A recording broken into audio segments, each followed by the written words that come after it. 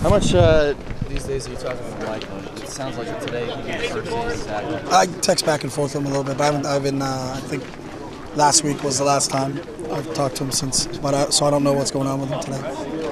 And in terms of a freshman winning the Heisman for the first time, just thoughts on that, especially since there's a guy who's committed here.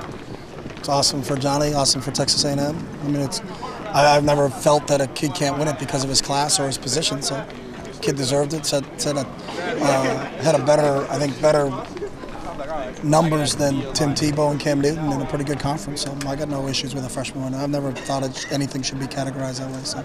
Arthur Brown for Kansas State, does he remind you of anyone on this team?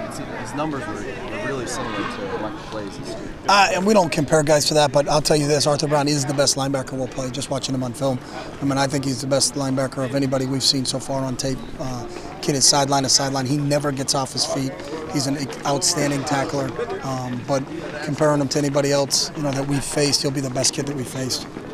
Is it just the sideline to sideline that makes it? It's everything. I mean, he can run, he can tackle, he can cover. I mean, he's the whole package at linebacker. So. Eric Armstead, DeForest came in with a lot of hype this year. Obviously, Balducci gets thrown in there.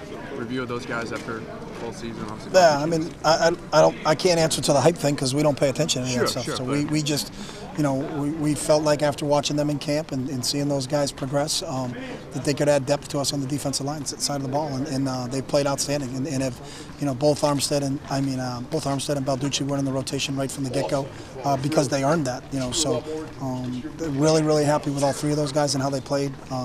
Have given us, really probably the strength of us defensively has been all those guys up front. And when we got hit with missing a couple guys at one point in time, those guys really stepped up for us. And the fact that they've played in all 12 games for us, Armstead and DeForest tells you a little bit about where they are and their toughness.